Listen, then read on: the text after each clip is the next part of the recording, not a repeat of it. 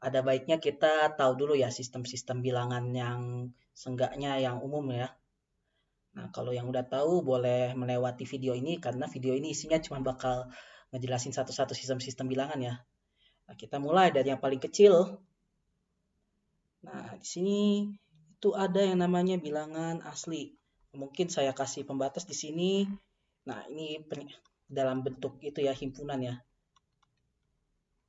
Nah, kalau dalam bentuk himpunan berarti di sini satu, 2, 3, 4, 5, dan seterusnya. Nah, jadi himpunan bilangan asli itu bilangan-bilangan yang kita pakai buat ngitung, misalnya hitung barang ada berapa, satu, 2, 3, 4, kayak gitu ya. Nah, tapi kadang juga ada matematikawan yang maunya bilangan asli itu diisi sama nol ya. Jadi ada 0, 1, 2, 3, 4, 5, dan seterusnya. Jadi ada dua tim dalam matematika juga. Ada tim yang makainya mulai dari nol, ada yang timnya itu langsung dari satu ya. Nah, tapi ternyata di sistem bilangan asli ini kita nggak punya bilangan negatif nih. Jadi kita luas ya sistemnya. Kita bikin sistem bilangan bulat. Nah, kalau bulat itu simbolnya gini notasinya, isinya misalnya di sini kayak gini ya, min 2, min 1, 0, 1, 2, dan seterusnya. Nah, di sini ya isinya ditambah nilai itu ya negatif, misalnya min 1, min 2, terus ada min 10 misalnya. Pokoknya di sini jadinya ada 1, 2, 3, ada 0, ada min 1, min 2, min 3. Nah, kita perluas lagi. Di sini jadi bilangan rasional. Kok diperluas jadi bilangan rasional? Karena nggak ada pecahannya. Pecahan yang dimaksud ini kayak pecahan kayak setengah ya. Setengah, terus 5/6, min 3/4, min 7/2. Pokoknya kalau kita ngebagi bilangan, tapi nggak habis ya gitu. Kan hasilnya pecahan kayak gini ya. Tapi kalau di bilangan bulat nggak ada yang kayak gitu. Makanya kita bikin sistem bilangan rasional.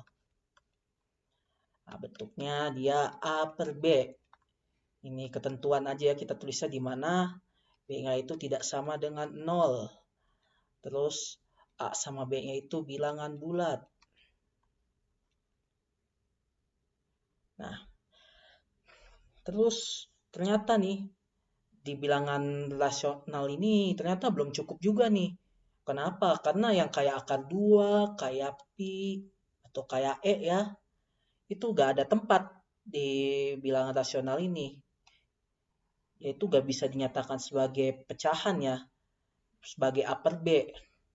Nah, makanya disusun yang namanya bilangan real. Nah, kalau udah bilangan real ini agak susah buat bikin syarat di bilangan real ini ya. Ya, jadi kita lambangkan saja dengan R seperti ini. Nah, isinya itu bilangan asli, terus bilangan negatif, habis itu ada pecahan, terus ada yang nggak bisa dinyatakan ada pecahan juga.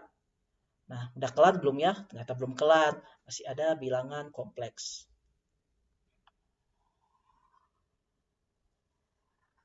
Waduh, kok bisa ada ya bilangan kompleks? Ini bilangan real aja udah mumetnya gak kebanget itu ya, gak ketolongan ya. Nah, isinya apa sih di bilangan kompleks itu? Nah, kalau kita tahu kan kita itu gak bisa nyari akar min satu ya. Ini apaan sih? Di bilangan real itu ya gak mungkin ada yang namanya akar min satu. Nah, makanya nih di bilangan kompleks ini akar min satu itu diterima. Jadi di dalam sistem ini ada akar min satu. Biasanya akar min satu ini dilambangkan sebagai i ya.